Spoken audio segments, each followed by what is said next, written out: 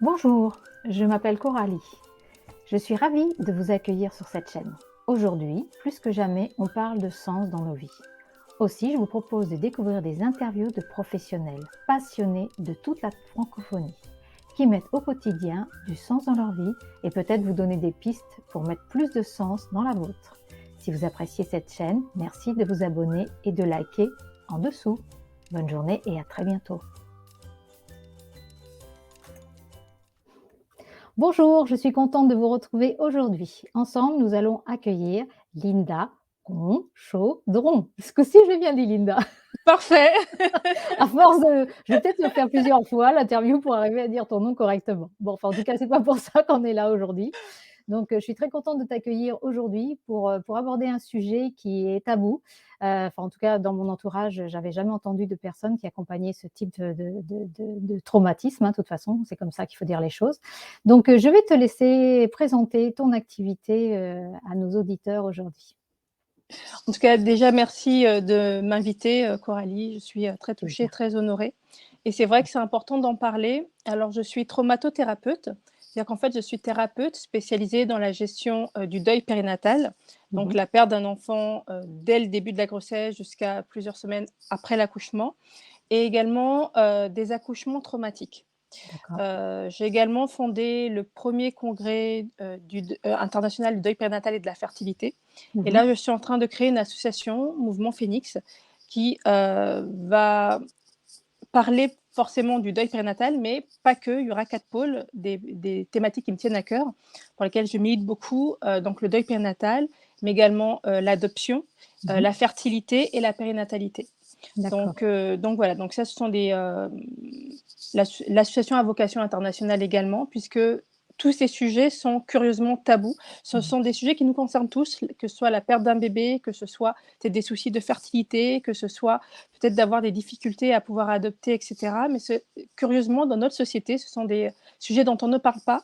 Et pas qu'en France d'ailleurs, un peu partout dans le monde. C'est pour ça que finalement mon activité a vocation internationale. Au début, elle avait vocation européenne, puisque Mhm. lorsque j'ai commencé à me lancer, des personnes des pays limitrophes venaient me voir, donc de Belgique, du Luxembourg, de Suisse, et qui me disaient, ben, chez nous, on trouve personne pour nous accompagner, donc est-ce que tu peux nous accompagner? Mhm. Donc j'avais déjà vu en fait que c'était possiblement tabou dans d'autres pays, et c'est vrai qu'en me lançant à organiser vraiment quelque chose de plus grande envergure pour en parler, donc le congrès, j'ai vu que c'était vraiment tabou partout et qu'on avait des blocages, alors à différents niveaux, différentes échelles en fonction des cultures, de ce qui est mis en place, et cetera, mais que c'était vraiment des sujets tabous partout. Et du fait de ce tabou, du fait de ce silence, à la fois, il y a un mauvais accompagnement des personnes, puisqu'il y a des pays où les métiers n'existent pas pour accompagner Mhm. ce genre de personnes. Les hommes ne sont pas, ou en tout cas très mal accompagnés, parce qu'on considère qu'un homme, ça doit être fort, que c'est la Ouais. femme qui porte l'enfant, on en fait vraiment une affaire de femme, alors que c'est une affaire de couple, et Mhm. que les hommes sont parents également et attendent leur enfant avec impatience également. Et donc voilà, donc il y a un mauvais accompagnement qui est fait, il n'y a pas forcément de formations qui sont faites, d'études qui sont faites. Les professionnels de santé, curieusement, ne sont pas formés à ça ou très peu. Parfois, dans un cursus universitaire de 4-6 ans, il y a 1 ou 2 journées consacrées à ce genre de thématique-là. Donc si le professionnel de santé ne fait pas la démarche Ouais. d'aller se renseigner par lui-même, malheureusement, il ne fait pas les choses correctement et crée plus de douleur dans la douleur, mais sans le vouloir. Donc en fait, il y a beaucoup, beaucoup de choses à faire. L'entourage aussi parfois, en voulant bien faire, met les pieds dans le plat et ajoute de la douleur à la douleur. Donc aujourd'hui, c'est vrai que, à la fois c'est mon métier, Mhm. d'accompagner ce genre de problématique-là, mais en même temps, plus ça va et plus je milite pour, entre guillemets, «faire changer les choses», au moins à mon niveau, au Mhm. moins faire quelque chose, pas rester D'accord. comme ça et permettre que, j'espère mes enfants aient un meilleur accompagnement, soient dans un monde meilleur par rapport à ce genre de thématique-là, tout en espérant qu'ils n'aient pas à les affronter. Mais si jamais ils devaient, je veux savoir que j'ai contribué à peut-être, en tout cas, essayer de faire évoluer les choses dans le bon sens. D'accord. Tu es en train de dire qu'en fait, il y a toute une part de pédagogie, d'enseignement, j'allais dire même de mise en lumière, parce que comme c'est tabou, on a tendance à ne pas en parler. Exactement. C'est vrai que les personnes qui en parlent le plus, ce sont des personnes qui l'ont vécu directement, et souvent par le biais d'associations. Ouais. Elles créent des associations et puis par là, elles arrivent à mettre en place pas mal, d'activités, pas mal d'événements, pas mal de sensibilisation, et cetera. Donc ça, c'est génial. Mais aujourd'hui, alors si je prends le cas d'enfants, c'est vrai qu'aujourd'hui, heu, les thérapeutes sont très, très peu, reconnus. On va plutôt vouloir aller voir les associations, alors que les associations n'ont pas forcément un but d'accompagnement, un but d'aide, et que Mmh. les thérapeutes sont vraiment formés pour ça. Et puis, il en existe différentes sortes, mais l'accent n'est pas mis dessus. Et puis, les associations n'ont pas toujours tous les outils, ou sont parfois limitées à une seule, comment on peut dire, un seul cheval de bataille, j'ai envie de dire. Alors, c'est vrai que, par exemple, le deuil périnatal est un deuil très particulier, dans le sens où il touche plusieurs sphères à la fois. Il va toucher à la relation de couple, il va toucher à l'estime de soi, il va toucher à la confiance en soi, il va toucher à la sexualité, il va toucher à la parentalité, il va toucher à la périnatalité, il va toucher à la fertilité, enfin, il va toucher Mmh. énormément de domaines de vie. Il va des fois toucher la sphère professionnelle. Quelqu'un qui rentre en parcours PMA, forcément que ça va impacter non seulement sa vie personnelle, mais sa vie professionnelle. Quelqu'un qui rentre dans un parcours d'adoption également, quelqu'un qui vient de perdre son enfant, ben forcément que ça va également jouer. Donc, en fait, tous les domaines de vie sont concernés, tous les domaines de vie sont touchés. Et aujourd'hui, en tout cas particulièrement pardon, en France, les Mmh. choses sont très compartimentées. Donc, en Ouais. fait, les personnes, lorsqu'elles vont voir des personnes qui ne sont pas formées pour ça, ou, ou qui connaissent pas bien le sujet, ou qui traitent qu'une partie du sujet, en fait, elles n'ont pas tout l'accompagnement dont elles ont besoin, elles n'ont pas toutes les réponses dont elles ont besoin. Et c'est vrai que c'est un peu le parcours du combattant. C'est qu'est-ce que je choisis de soigner, qu'est-ce que je choisis de réparer, et Ouais. puis qu'est-ce que je laisse. Et le problème, c'est que lorsqu'elles vont voir les mauvaises personnes, quand je dis des mauvaises personnes, c'est pas des personnes méchantes, mais ce sont des personnes qui ne sont Mmh. pas soignées pour ça, mais on se dit, ben, la personne, elle est censée connaître le sujet. Ça peut être un médecin traitant, ça peut Ouais. être un gynécologue, ça peut être peut-être une sage-femme, ça peut être peut-être un psychologue qu'on a l'habitude de voir, et cetera. Parce que ce sont des personnes de confiance qui représentent une autorité, qui sont Mmh. des relations d'aide, et que ces personnes-là n'ont pas les outils pour Ouais. accompagner. Ben souvent, ce qui se passe, c'est que les personnes se découragent et n'osent plus aller chercher de l'aide. Elles se disent, ben, on ne peut pas m'accompagner, on ne me comprend pas, ou on m'a dit des mots qui m'ont blessée, j'ai pas eu l'écoute dont j'avais Mmh. besoin, et du coup, j'arrête ma démarche, alors Mmh. que je ne vais pas mieux. Et on Ouais. rentre dans une spirale comme ça négative, et Oui, c'est la pour ça que meurtrissure reste là et la personne sort pas de exactement, c'est de ça. sa Et puis elle reste situation. dans l'idée que, elle ne peut pas aller mieux, Mmh. qu'elle est vouée à souffrir à vie, que limite c'est normal, et Ouais. elle n'ose plus en parler parce que l'entourage va lui dire: «Passe à autre chose, c'est mieux», alors que non, il faut en parler, c'est important, sinon ça crée de la dépression sur du long terme. Et donc voilà, donc c'est important aujourd'hui de briser le tabou, de Mmh. dire ce que c'est, d'expliquer comment ça fonctionne, d'expliquer comment est-ce qu'on peut accompagner, de sensibiliser à la fois la société et les professions de santé à ce que c'est véritablement, et comment on peut accompagner ce genre de thématiques, de problématiques, de maux, de traumas, parce qu'il s'agit vraiment de Oui. traumatismes.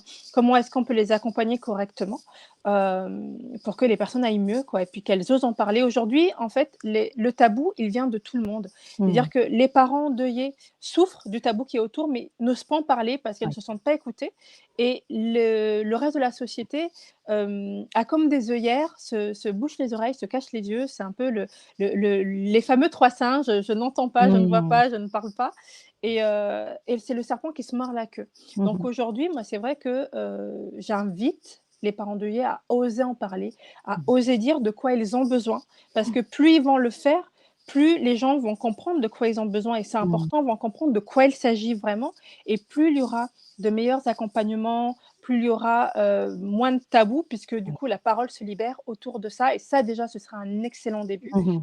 J'invite les professionnels de santé qui se sentent concernés, parce que c'est un sujet délicat. Tout le Ouais. monde ne se sent pas apte à traiter ce genre de problématiques-là, mais les professionnels de santé qui se sentent d'accompagner ces problématiques-là, qu'elles n'hésitent pas à aller se former auprès d'associations. Il commence à y avoir vraiment beaucoup de formations qui se mettent en Mmh. place. D'accord. Donc de ne pas hésiter à aller voir ces formations qui ne sont pas des formations universitaires, qui sont voilà, des formations par des organismes de formation, des formations par des associations, ou même dans d'autres pays. Moi, quand j'ai commencé, je me suis formée au Québec, qui était beaucoup plus évolué que la France. Donc ne pas hésiter. Aujourd'hui, on a la chance Mmh. d'avoir internet, donc D'accord. on peut se Ouais. former n'importe où de Mmh mh. chez soi. Donc voilà, de profiter de ça pour mettre ses compétences à jour, ses capacités à jour, et aller se demander: «OK, comment je peux accompagner ça?» Je Mmh suis mh. peut-être, quelqu'un qui s'occupe du corps, mais comment est-ce que je peux également accompagner les émotions et l'esprit? Ou à D'accord. l'inverse, je suis peut-être quelqu'un qui s'occupe spécifiquement des émotions et de l'esprit, mais comment je peux accompagner le corps? Parce que c'est vrai que c'est une problématique qui touche l'entièreté de l'être et qu'on ne peut pas faire l'impasse sur l'un ou l'autre, sinon on ne va pas au bout Mmh. de ce qu'il faudrait faire en fait. D'accord. Et alors dis-moi Linda, qu'est-ce qui t'a amené à faire cette activité-là aujourd'hui? Alors moi, je vais pas refaire quelque chose, enfin, je vais rien dire d'original, parce que je l'ai moi-même vécu, tout Mmh. simplement. Mais tu faisais quel Euh, métier avant, de choisir d'aller vers ça? Tu alors étais j'ai déjà dans d'abord été, l'accompagnement? non pas du tout. À la base, j'étais juriste, Ouais. voilà, juriste en droit des contrats et ensuite, j'étais, autrice jeunesse. Pour l'instant, c'est en pause. Je suis toujours autrice, j'écris toujours, mais plus pour les mêmes choses. Mais voilà, j'ai été autrice jeunesse à ce moment-là et j'ai vécu en fait, j'ai commencé à enchaîner des fausses couches. Alors j'étais déjà maman, j'avais déjà 2 enfants et j'ai eu une première fausse couche. Donc là, ça a été le monde qui s'écroule parce que, bah, on sait que ça n'arrive qu'aux autres et puis j'avais Mmh. déjà 2 enfants, donc forcément, pour moi, la machine fonctionnait bien, enfin Mmh. voilà. Donc mon monde qui s'écroule et donc là, je prends une vraie claque parce que, j'avais vécu des choses difficiles dans ma vie, hein, comme tout le monde et puis Mmh. j'avais, l'idée que j'avais déjà vécu mon lot de drames, mon lot de malheurs et puis surtout, j'avais une vie hyper rangée. Donc je restais vraiment dans les règles, dans les pas un pied qui dépasse, enfin vraiment une Mmh. vie, le plus rangée possible. Je prenais le moins de risques possible parce que justement, je voulais avoir une vie cool, une vie Ouais. tranquille, qu'on ne vienne pas m'embêter, qu'il ne m'arrive rien. Et en fait, lorsque j'ai vécu ma première fausse couche et puis ensuite la seconde, qui est venue appuyer vraiment là-dessus, j'ai réalisé qu'en fait, je pouvais continuer de vivre une vie tranquille, rangée, où je fais pas de vagues, mais où je vais pas non plus vivre mes rêves, vivre les choses que je veux vivre vraiment. Bah, que les choses douloureuses, les drames, les difficultés de la vie allaient quand même me tomber dessus. Que la seule chose qui changeait, c'était juste que je vivais ces drames sans vivre la vie que je voulais, sans vivre les rêves que je voulais vivre et que donc en fait, il était temps maintenant de prendre des risques parce que j'avais plus rien à perdre en fait. Mmh. Pour moi, j'avais vécu le plus difficile, j'avais vécu quelque chose d'horrible, je voyais pas ce que je pouvais vivre de pire que ça et je me Mmh. dis: «Bon, bah, écoute, là, j'ai plus rien à perdre donc autant oser vivre ma vie puisque j'ai le choix en fait. Soit je continue comme ça et je continue de passer à côté de ma vie en me disant qu'un jour peut-être j'aurai le courage, un jour peut-être je pourrai et en fait, ça va pas empêcher les drames d'arriver, ça va pas non plus m'empêcher peut-être moi-même de mourir. Parce que Mmh. du coup, on prend conscience que la vie est courte, qu'elle peut s'arrêter à n'importe quel moment. Si Ouais. un bébé est capable de mourir, bon, bah, moi, je suis capable de mourir, en fait et voilà, les priorités changent et donc là, j'ai commencé à me dire: «Ben, qu'est-ce que je veux vraiment faire?» et Mmh. donc j'avais toujours voulu créer mon entreprise, toujours voulu, aider les autres, mais je ne savais pas, quoi faire ni comment et donc j'ai juste décidé moi déjà de gagner en confiance, et puis de mieux me connaître en fait, de savoir ce que je voulais faire ou pas. Ouais. Sauf qu'en même temps, j'avais envie moi d'aller mieux et puis forcément à l'époque il n'y avait rien hein, qui était fait sur le sujet. Il n'y avait pas d'aide, rien du tout, donc j'ai commencé à regarder qui pouvait m'aider et les premières associations qui commençaient à émerger, c'était plutôt des associations pour des deuils périnataux tardifs, donc à partir du 6e mois de grossesse. Et D'accord. moi, j'étais dans les deuils périnataux précoces, en fait, en dessous de 2 mois. Et je Mmh. me disais, mais en fait, il y a personne qui me comprend, il y a personne qui veut m'aider. À Mmh. l'époque, c'était Doctissimo qui avait la cote sur le web.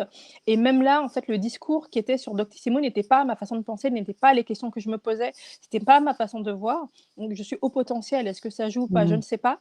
Mais je me reconnaissais pas, en fait. Personne posait mes questions, personne répondait à Mmh. mes attentes. Et je me disais: «Mais est-ce que j'ai le droit de poser mes questions? Est-ce que je vais pas rajouter de la douleur à des gens qui peut-être n'ont pas pensé à certaines choses?» et donc je me suis trouvée extrêmement isolée. Ma D'accord. famille voulait que j'aille mieux, donc et puis c'était douloureux aussi pour eux d'entendre parler de ça, de la perte de leurs, petits-enfants ou de leurs Mmh. nièces ou c'était pas évident. Donc Mmh. du coup, je me suis dit: «Ben, qu'est-ce que je peux faire en fait pour ça?»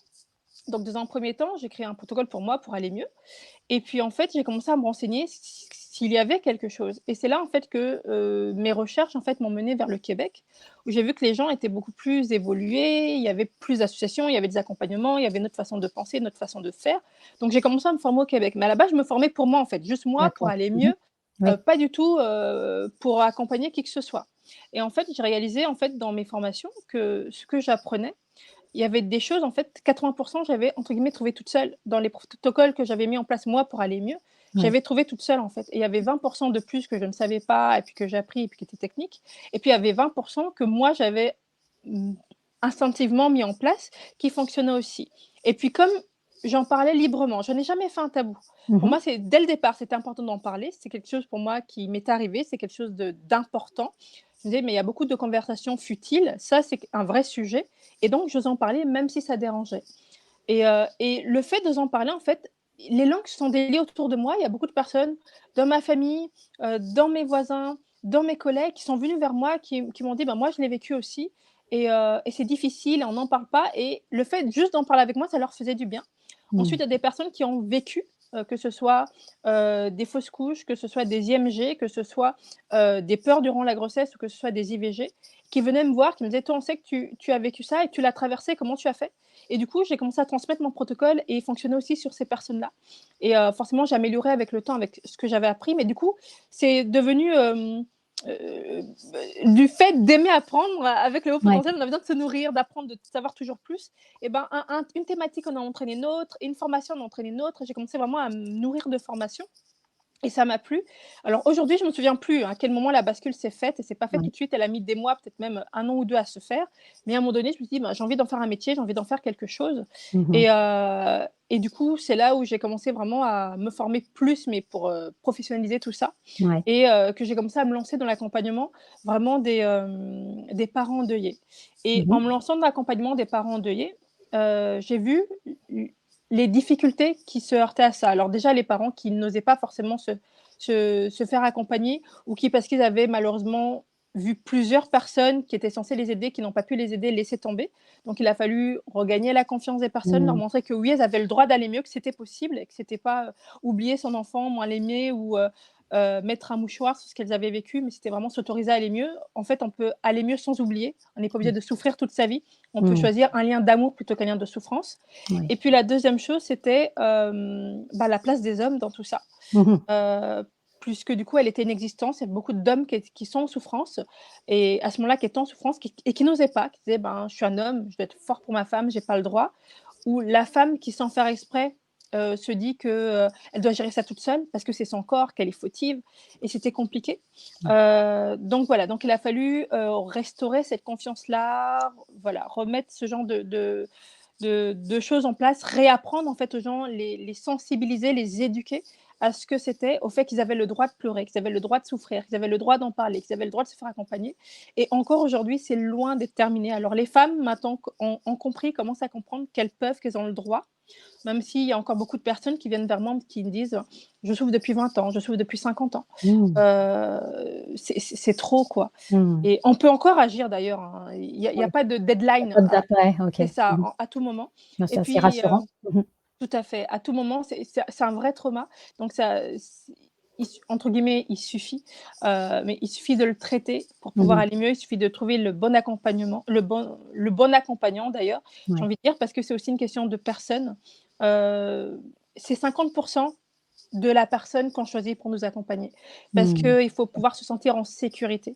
Il faut pouvoir être en confiance. Il faut pouvoir parler, dire ce qu'on a sur le cœur, sans se sentir jugé, Mmh. sans, mettre de frein, sans se censurer tout seul. Il faut vraiment pouvoir sortir les choses de soi et sortir comme on a envie de les sortir Ouais. et se sentir en sécurité pour ça. Donc la personne en face, la personne que l'on choisit, elle doit être vraiment importante pour ça. Si on Mmh. n'a pas cette confiance, si on n'a pas cet espace de sécurité, même si la personne a les meilleurs outils du monde pour nous accompagner, ça ne fonctionnera pas. Mmh. Donc ça, c'est la première chose, s'assurer qu'on est avec une personne de confiance. Et la deuxième chose, c'est bien sûr que les outils que cette personne va proposer soient des outils qui nous correspondent et qui nous font du bien. Et ne pas hésiter, si ça ne fonctionne pas avec une première personne, changer. Et puis s'il faut en changer 10 fois, oser en changer 10 fois, ne pas se dire, ben, j'ai essayé 2-3 fois, ça ne marche pas, non. Mmh. Parce que chaque thérapeute est différent et il y a vraiment de tout. Il y a des personnes qui se forment à l'art-thérapie, mais spécialement pour le deuil. Il y a des personnes qui vont se former à la sophrologie ou à l'hypnothérapie, mais spécialement pour le deuil. Il y a des Mmh. personnes qui vont se former à l'EMDR. Ouais. Il y a des personnes l'EMDR, c'est une thérapie, où on va cibler vraiment l'événement qu'on a vécu, et puis avec des mouvements oculaires, en fait, on va Mmh. désensibiliser, on va dire, les émotions qui sont rattachées aux souvenirs. Il y a la PNL, programmation neurolinguistique, qui permet également, de changer le rapport que l'on a aux souvenirs, au vécu pour retirer l'émotionnel et pouvoir comprendre ce qu'on a vécu, savoir ce qu'on a vécu sans que ça nous fasse plus souffrir. Il y a des tas, en fait, des tas d'outils, des tas de possibilités. Il y a des psychologues qui se forment exprès pour ça. Donc tu as plein de collègues qui font des choses, C'est ça, Avec c'est des ça. Mais différents à la outils. fois, c'est génial, Mmh mais à mh. la fois, c'est pas génial parce qu'on se dit: «Ben, qui peut m'accompagner?» On ne sait Oui, pas trop. Si on bien sûr. s'adresse pas à la personne pour lui demander parce que souvent les gens le mettent pas, le placardent pas. Mmh On se mh. dit: «Mais, est-ce que cette personne peut vraiment m'aider?» Et c'est aussi Mmh. ce qui fait que des fois on va vers la mauvaise personne. On se dit: «Ah ben, elle est sophrologue ou hypnothérapeute ou psy, elle peut Elle est pas m'aider» et en fait spécialisée. non, elle est pas formée, elle sait pas. Mmh. Elle va traiter ça comme elle traiterait, une autre sorte de trauma ou une autre problématique et c'est pas la bonne façon de faire. Donc à la fois c'est bien, à la fois c'est pas bien. Mmh Donc mh. c'est vrai que c'est un de mes rêves, faire en sorte qu'il y ait, au moins en France, un métier de Mmh ça. mh. Mmh mh. Au Québec, il existe des métiers de ça, D'accord, et OK. j'aimerais qu'en France, il existe des métiers de ça, quand on a besoin d'un accompagnement de deuil, c'est ça, bah, on va voir un accompagnant du deuil, que ça existe Un et référent vraiment, c'est ça, on mmh. sait que cette personne, elle fait ça. Donc ça, c'est quelque chose pour lequel je me bats de plus en plus et D'accord. pour lequel j'espère que mon association va permettre, Mmh mh. voilà, de mener vers ce genre de choses, vers, des formations reconnues où les professionnels peuvent se former à ça et Ouais, avoir l'étiquette ou avoir un métier de ça, où on ne fait que ça. Comme ça, les gens sont spécialisés, ils savent ouais. ce qu'ils ont à faire et ils accompagnent le mieux possible parce que mine de rien, quand on est spécialisé dans quelque chose, on le fait mieux que quelqu'un qui a, je ne sais pas combien de spécialisations et qui est Mmh. aussi, Bien sûr. Mmh mh. voilà, qui est doué dans tous les domaines. Quand on est doué dans plein de domaines, on est parfois, pas exceptionnel, voilà, parce qu'on est Mmh plutôt mh. généraliste et le but, c'est vraiment de pouvoir accompagner au mieux pour que, Mmh mh. ce trauma-là soit perçu autrement. Mais alors toi, aujourd'hui, en dehors d'accompagner les personnes qui en ont besoin, ça on a bien compris, Ouais. l'utilité, tu es aussi, j'imagine, obligé de faire de la pédagogie auprès des professionnels de la santé. Enfin, je sais pas si dans les maternités ou auprès des gynécologues ou auprès des même des généralistes, donc faire connaître ton métier et ton activité qui n'est pas encore reconnue comme étant un métier à part. Tu as quand même aussi toute cette partie-là à faire pour, te faire, Tout à fait et connaître. c'est aussi pour ça l'association parce que Mmh mh. en étant thérapeute, il y avait beaucoup de barrières. Ouais. Je ne sais pas pourquoi, en tout cas en France, les thérapeutes sont mal perçus. Pourtant, on est tout aussi formés que les autres, on connaît notre métier, on connaît notre thématique, mais ça a fermé des portes et c'est ça alors ça faisait un moment déjà que je voulais créer l'association parce que justement j'avais déjà ces visées internationales, ces visées d'éducation, des choses que je voulais vraiment créer, ce cursus. Je vois que c'est beaucoup les associations qui créent les cursus de formation et cetera et du coup, j'avais envie d'aller vers là. Mais c'est vrai que moi, j'ai vu beaucoup de portes se fermer devant moi parce que j'étais thérapeute et que du coup, j'étais pas vraie professionnelle de santé pour les professionnels de Mmh. santé. Je sais pas si c'est une question de se sentir menacé, si c'est question que c'est pas respecté parce que, les thérapeutes, comme je disais, peuvent avoir, différentes formations et que du coup, c'est pas une seule formation. Je ne sais pas du tout. D'accord. Donc voilà, j'ai eu beaucoup de portes qui se sont fermées et là, avec l'association, j'espère ouvrir ces portes. Alors bien sûr, hein, des fois, c'est juste une question de personnes. Pour le congrès, il y a des médecins qui ont participé, qui étaient très à l'écoute. J'ai des médecins dans mon entourage, je fais partie moi-même d'associations, de médecins ou autres, pour faire avancer les choses, que ce soit sur la fertilité, ou ce genre de questions-là. Donc c'est pas généralisé, mais c'est vrai que dans le fait de pouvoir mener des actions concrètes, on réalise, en tout cas qu'en France, que si on n'a pas une association, bah, le D'accord. statut joue beaucoup en fait. C'est pas tant la formation Mmh qu'on mh. a, mais parfois le statut qui bloque. Je ne OK. sais pas pourquoi. Donc voilà, donc là j'espère qu'avec l'association, ça va faire bouger certaines choses plus vite, que ça va me D'accord. permettre mon entrée dans certains hôpitaux plus vite. Il y a des personnes qui m'ont contactée dans les hôpitaux et cetera, pour faire avancer les choses à différents niveaux ou Mmh mh. pour différentes catégories de personnes, notamment D'accord. les personnes sourdes, qui sont, les apparemment du coup laissées pour compte dans ce genre de problématique-là qui nous déjà du fait d'être entendants, on a peu de professionnels qui sont formés, on sait moins vers qui aller. Eux qui sont limités, qui ont besoin de personnes qui les comprennent, c'est juste la Encore plus catastrophe. compliqué, ouais. Mmh mh. Exactement, donc c'est vrai qu'il y a quand même des gens qui viennent vers moi, qui viennent me chercher, qui me demandent de faire des choses et cetera et je me dis qu'avec l'association, parce que moi je peux pas être partout, des fois on vient me voir, on Mmh, me dit: c'est «Ben, sûr. on a du mal à déceler les personnes suicidaires et cetera et cetera. Est-ce que tu peux pas nous aider, rentrer dans notre association?» Je suis toute seule, je peux pas me j'ai que Bien sûr. 24 heures dans ma journée, je suis aussi maman, Ouais, heu, j'ai mes propres combats et je peux pas bien être sûr. partout alors que j'aimerais pouvoir tout faire et je me dis que du coup avec mon association, cela me permet, de plus être toute seule. Mmh. et de m'entourer de vraies compétences, de vraies capacités, de personnes qui maîtrisent le sujet aussi et qui peuvent, m'aider à repousser les limites, à aller encore plus loin et cetera. Donc D'accord. là, c'est très intéressant parce qu'il y a déjà des personnes du Liban qui sont venues vers moi, de Mmh. Dubaï qui sont venues vers moi, de Côte d'Ivoire, du Luxembourg, de Suisse, de Belgique, qui veulent Mmh. faire des choses. Donc, Donc on peut faire ça en ligne. Donc on va mettre tous exactement, tes liens sous la vidéo, bien sûr. exactement et donc voilà, il y a des tas de possibilités et j'invite les gens à oser Mmh. lorsqu'il y a quelque chose qui dérange, il y a quelque chose qui ne Ouais. semble pas être fait, de pas attendre que d'autres le fassent, Mmh. mais d'oser le faire soi-même parce qu'une goutte plus une goutte, à la fin, ça fait un océan, Et donc oui, c'est important de d'accord. bouger. Là, on a vu donc beaucoup le deuil périnatal, mais Oui. tu parlais aussi, de l'accompagnement des personnes, sur l'infertilité, sur, l'adoption. Quel type d'accompagnement tu fais alors pour ces personnes-là, notamment pour l'adoption? Alors, là, ce sera pas moi directement. Là, D'accord, vraiment, je m'entoure. Moi, je reste vraiment dans ma spécialité parce que je pense que c'est d'accord, important. Donc moi, vraiment, j'accompagne spécifiquement, le deuil et les accouchements traumatiques. Mais OK. en revanche, je m'entoure de personnes qui vont, accompagner l'adoption parce que en fait, on s'est rendu compte que, il y a beaucoup de personnes qui se lancent dans les projets d'adoption, mais sans s'être préparées avant.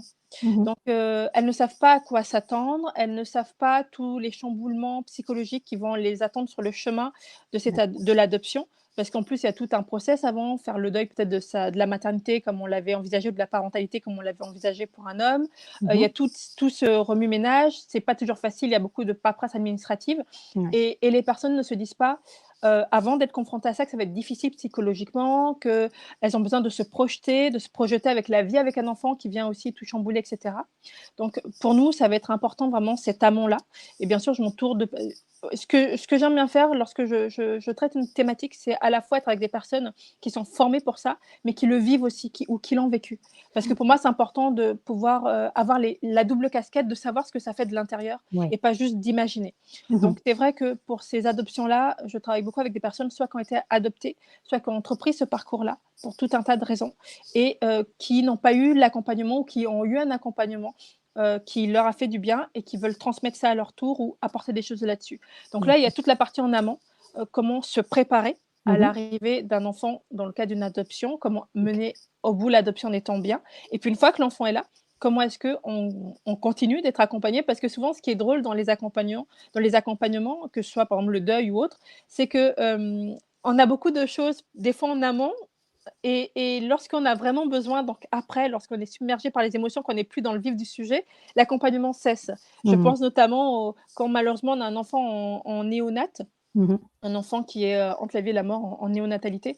On aura toute l'aide pendant que l'enfant est sous machine et cetera, mais une fois que malheureusement on a perdu son enfant et qu'on rentre chez soi et qu'on rentre, on se retrouve devant un berceau vide et Ouais. ben là tout cesse. On n'a Mmh. plus cet entourage et cetera et moi ce que je veux, c'est vraiment permettre l'accompagnement dont on a besoin. Donc que Ouais. ce soit en amont, que ce soit pendant, que ce soit après, mais vraiment aller, aux besoins de Oui. chaque personne, en fait. Parce que l'adoption, pour reconnaître des personnes dans ce cas-là, l'adoption n'a pas pu se finaliser et il y a jamais eu d'enfant. Donc Ouais, l'accompagnement, il doit aller jusqu'au deuil complet d'avoir exactement, des enfants. Donc ça s'arrête pas, exactement, à l'accompagnement après tout à en fait. mmh. Et même après, des fois, il peut y avoir, des difficultés, que ce soit Ouais. d'adaptation, que ce soit de c'est la même chose lorsqu'on accouche d'un enfant et des fois ça se passe bien, c'est fluide et Mmh. puis des fois on a besoin d'aide pour, Mmh. même si on l'a désiré de tout son cœur, même si on l'aime de tout son cœur, des fois c'est pas si évident de trouver sa place de mère Ouais. ou de père et c'est important ou de couple, peut-être que ça peut se passer très, très bien avec Mmh. l'enfant, mais le couple lui, ne trouve plus sa place, ne trouve Ouais, plus son c'est clair. ajustement. Donc voilà, donc c'est important et ça, ce sont des choses du coup qu'on désire mettre en place Mmh. et du coup qu'on mettra en place.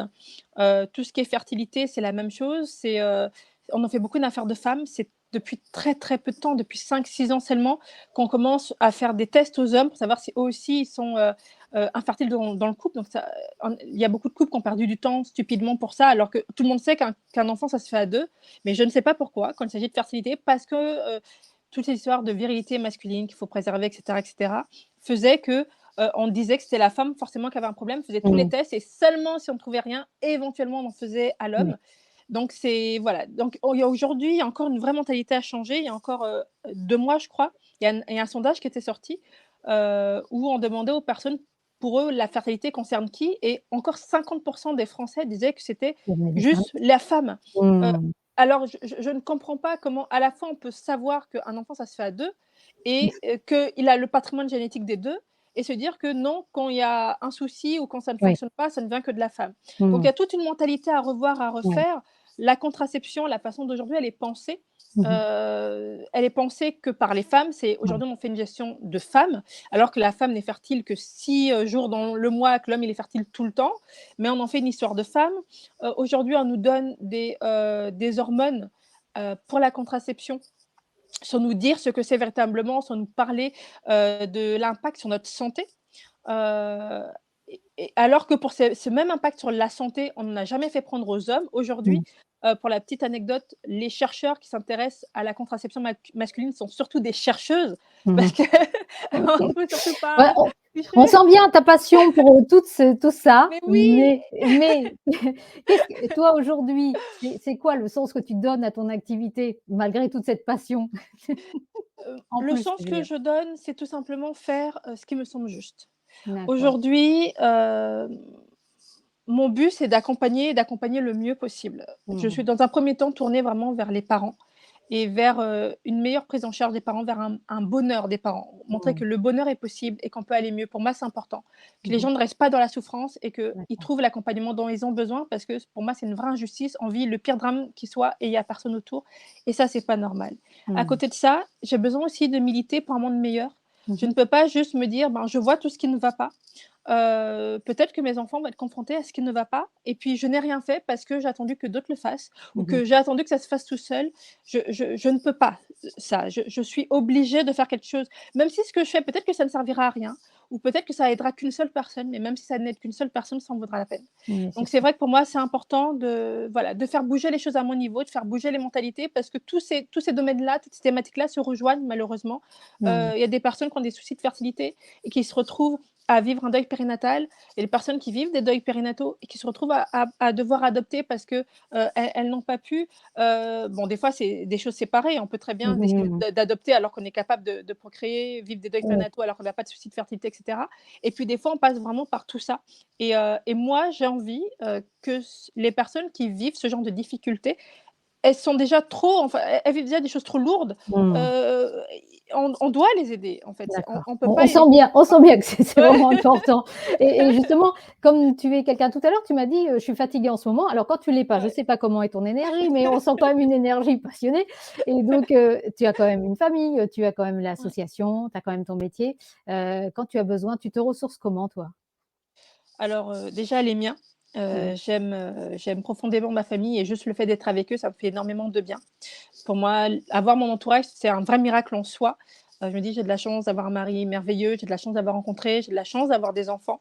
Mmh. Encore plus maintenant que je vois les difficultés pour avoir. Aujourd'hui, j'ai fait 8 fausses couches, mais j'ai la Mmh. chance d'avoir 3 enfants et d'attendre la 4e.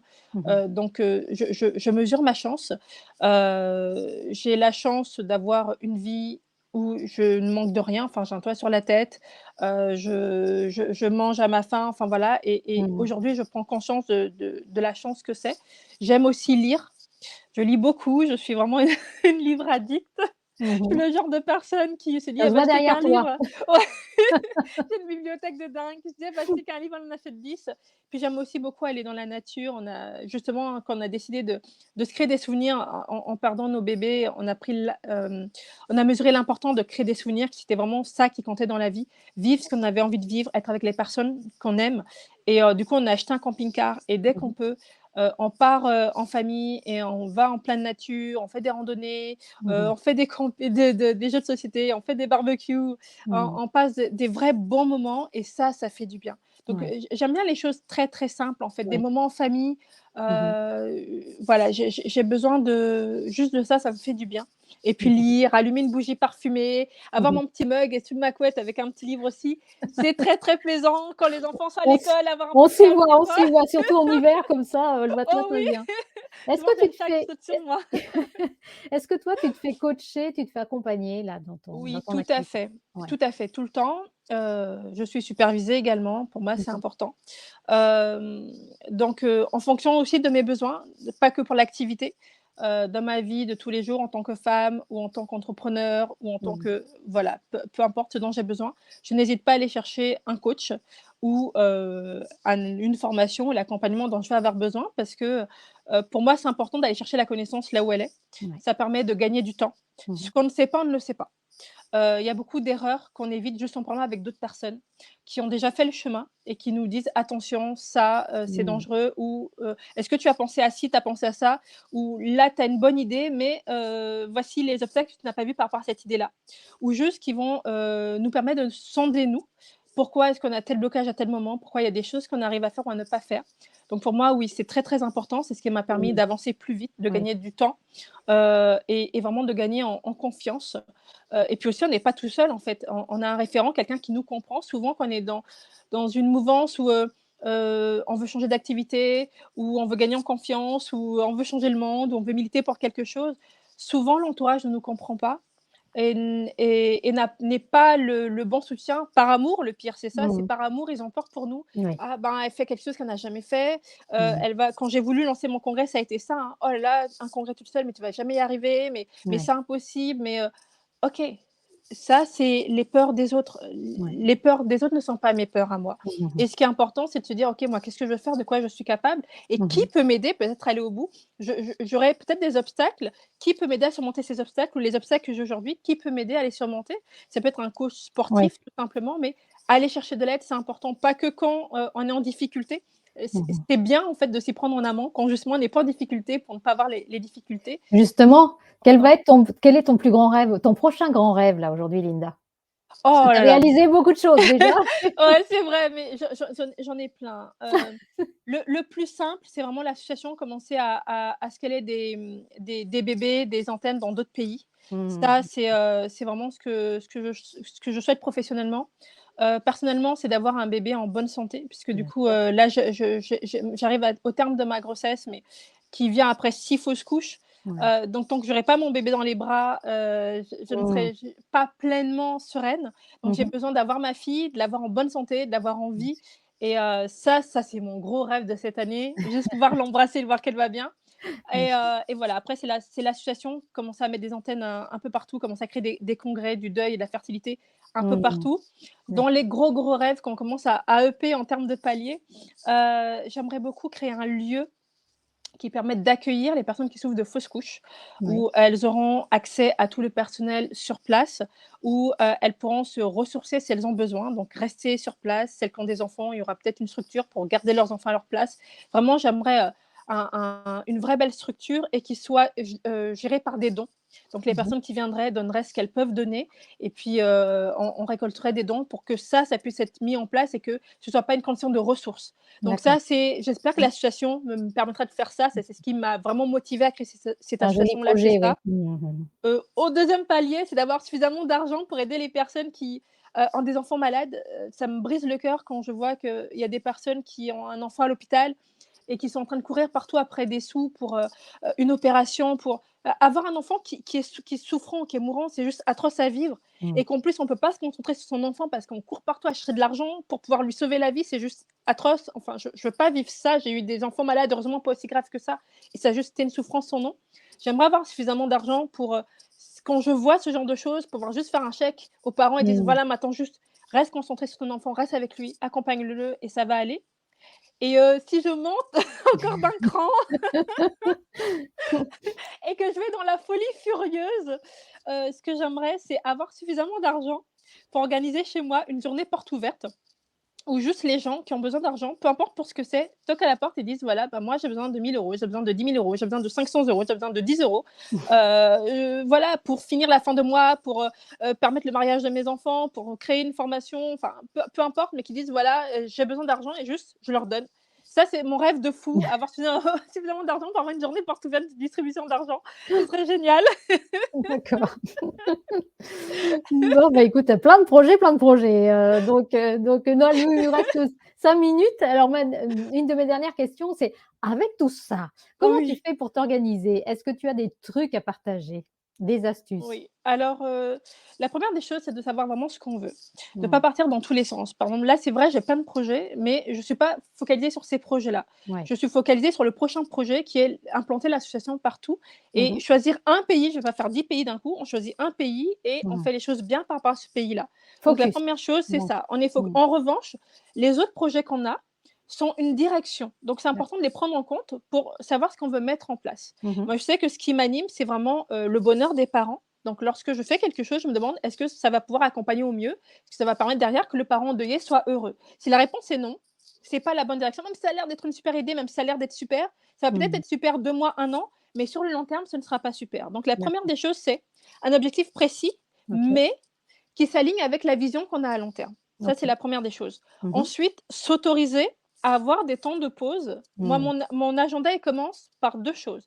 La première chose que je mets dedans, c'est ce que je veux vivre dans la semaine et quand je dis ce que je veux vivre, c'est pas un truc de fou, c'est peut-être je veux vivre de la beauté. Peut-être que je veux vivre plus d'instants, de qualité avec ma famille. Peut-être que je veux vivre plus de moments, de complicité avec mon conjoint. Donc ça, je le marque dans mon Mmh agenda. mh. C'est mon Mmh. objectif de la ce que De j'ai la envie de semaine. vivre qui fait que la D'accord. semaine, elle vaut la peine d'être vécue. Mmh Parce mh. que ce qui vaut la peine d'être vécu, c'est pas les choses qu'on fait, c'est vraiment ce qu'on va Mmh. ressentir. Voilà, donc ça, c'est important. Ensuite, les temps de pause. À quel moment je m'autorise un temps de repos? Comme ça, c'est noté. Quand j'arrive à mes temps de repos, je suis pas en train de me dire: «Je procrastine, c'est mal» et cetera. J'ai le Mmh. droit, c'est noté. Mmh Et mh. ensuite, quelles vont être les 3 activités qui sont importantes? Donc ça peut être il y a une grosse activité et puis il y en a 2 petites. Mmh mh. Donc ça me permet vraiment toujours d'avancer et puis ensuite D'accord. chaque jour dans ma journée, je me demande: «Qu'est-ce que j'ai envie de vivre aujourd'hui?» Et quand je dis: «J'ai envie de vivre», c'est pas un objectif, c'est peut-être que j'ai envie de me sentir fière de moi, peut-être que j'ai envie de me Mmh. sentir reposée, peut-être que je veux me sentir sereine et ça, c'est important. J'essaye aussi de visualiser mon année et de me dire: «OK, qu'est-ce qui va faire qu'à la fin de l'année, je considérais que mon année, elle valait la peine d'être vécue. Qu'est-ce qui fait que Mmh je mh. vais être fière de moi? Qu'est-ce qui fait que je vais me dire, ça je l'ai fait ou je suis contente de ce que j'ai fait de mon année? Qu'est-ce qu'il doit y avoir dans cette année-là?» Mmh mh. Et à partir de là, je fixe des repères, par exemple par trimestre ou quadrimestre, ça dépend de ce que j'ai décidé et je me dis: «Voilà, ben, tel trimestre, voici ce que j'aimerais à peu près vivre, Mmh. tel quadrimestre» et cetera et ça me permet, voilà, de balayer, d'être focus, Mmh mh. et de savoir où je vais, tout en ayant une direction, sur le long terme. Voilà, donc ça pour moi c'est important. D'accord. Bah, écoute, ça pourrait aider sûrement certaines personnes. Tout à fait. Donc, en attendant ma dernière question qui est: Linda, est-ce que tu kiffes ta vie aujourd'hui? Ah complètement, j'adore ma vie, elle me Mmh. ressemble, elle est parfaite. Alors bien sûr, j'ai des difficultés comme tout le monde, Mmh mh. on a des obstacles, tout n'est pas toujours parfait, mais en revanche, ce qui est dedans, c'est beaucoup d'amour et c'est des choses que j'ai choisies, que je ne subis Ouais. pas. Et si j'ai un conseil à donner aux personnes, donc à moi qui me fait beaucoup de bien et qui a changé beaucoup de choses dans ma vie, c'est de se laisser guider par l'amour et non par la peur. Parce que la peur va nous empêcher de faire beaucoup de choses. Mmh. L'amour va nous permettre d'avancer et l'amour, c'est pas, je me lance dans un projet, du coup, j'ai pas peur. C'est ce projet, il me fait vibrer, tu vois? Là, on a parlé de choses, je suis très fatiguée, mais ça m'anime, ça me donne de l'énergie parce que Ouais. ça me tient à cœur, ça me parle, c'est important pour moi. Mmh mh. Que j'y arrive ou pas, c'est pas grave. Peut-être que j'aurai pas tout cet argent que je Mmh veux pour mh. distribuer aux gens, c'est pas grave. Mais ce que je fais aujourd'hui, pour moi, a un sens et si ma vie devait s'arrêter maintenant, je serais fière de ce que j'ai vécu, de ce Mmh mh. que j'ai transmis à mes enfants et de ce que j'apporte au monde et à ma famille. Et c'est D'accord. ce que je veux transmettre aux gens, de vivre avec l'amour, de prendre des décisions par amour. Mmh. L'amour, c'est aimer ce qu'on fait, c'est sentir de la sérénité en soi, c'est sentir de l'énergie et de pas se dire: «Ben, là, j'ai peur, oh là là, c'est un signe que je dois pas y aller». Il y a pas de signe d'y aller ou pas. Il y a juste des difficultés, des obstacles comme pour tout ce qu'on entreprend. La Mmh vie mh. se met pas en pause lorsqu'on décide de faire quelque chose. Il y aura toujours des embûches. C'est qu'est-ce que j'ai envie de faire Mmh et mh. avoir le courage d'aller au bout. Donc voilà, Ouais. vivre selon l'amour. C'est tu termines très bien, c'est très joli. C'est gentil. Bah, écoute, merci beaucoup Linda pour, toute cette passion dans ton expression, même si c'est un sujet qui est pas facile, hein, mais, on sent, bah, tout l'amour que tu fais passer dans ton projet et bah, les gens que tu accompagnes ont beaucoup de chance, de te trouver et même je sais C'est pas si pour gentil. le moment c'est pas facile de te trouver, peut-être parce que c'est encore pas quelque chose de référencé, mais je te souhaite, vraiment le meilleur pour ce référencement qui est vraiment me semble vraiment tellement utile et Merci. puis, bah, surtout plein de belles choses avec ce petit bout qui arrive et puis j'espère que tu vas nous tenir au courant. Avec En tout cas, plaisir. bah, écoute, je te plein de bises à toi et à ton entourage et puis, de belles choses pour cette nouvelle année et puis, sûrement à très bientôt. Au revoir Linda. Merci à toi, à très bientôt. Au revoir.